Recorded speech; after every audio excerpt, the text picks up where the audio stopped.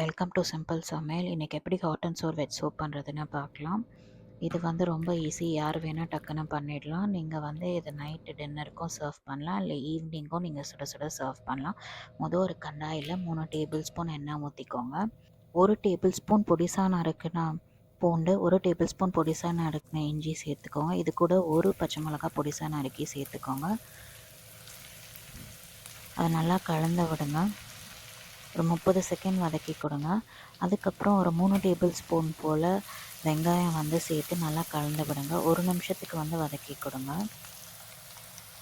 அதுக்கப்புறம் ஒரு medium size carrot சேர்த்துக்கோங்க. ஒரு 1/4 கப் போல் பீன்ஸ் சேர்த்துக்கோங்க. சேர்த்து நல்லா வதக்கி கொடுங்க. 1 நிமிஷம் போல் அதை வதக்கி கொடுங்க. அதுக்கப்புறம் ஒரு 2 டேபிள் ஸ்பூன் போல் கேபேஜ் நீட்டமாக அந்த மாதிரி நறுக்கி சேர்த்துக்கோங்க. அதுவும் நல்லா கலந்து கொடுங்க.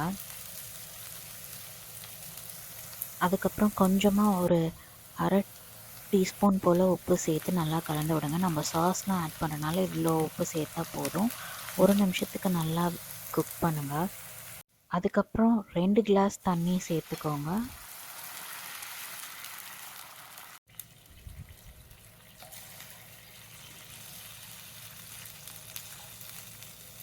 இது நல்லா கலந்து விடுங்க.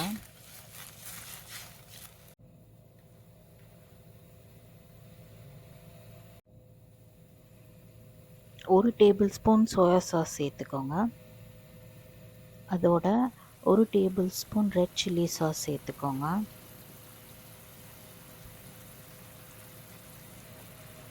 சேர்த்துட்டு நல்லா கலந்து விடுங்க. ஒரு 2 நிமிஷம் போல் குக் ஆகட்டும். ஒரு 1/2 டேபிள் ஸ்பூன் மிளகுத்தூள் சேர்த்து நல்லா கலந்து விடுங்க. கொதி வந்தப்புறம் அதை நல்லா கலந்து விட்டுட்டு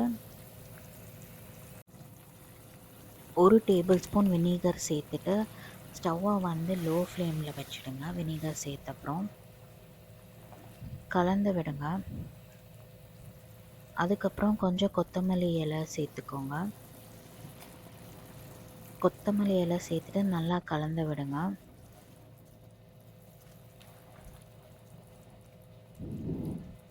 உங்ககிட்ட வெங்காயத்தாள் இருந்தால் கொஞ்சம் சேர்த்துக்கோங்க, ஆப்ஷனல் தான்.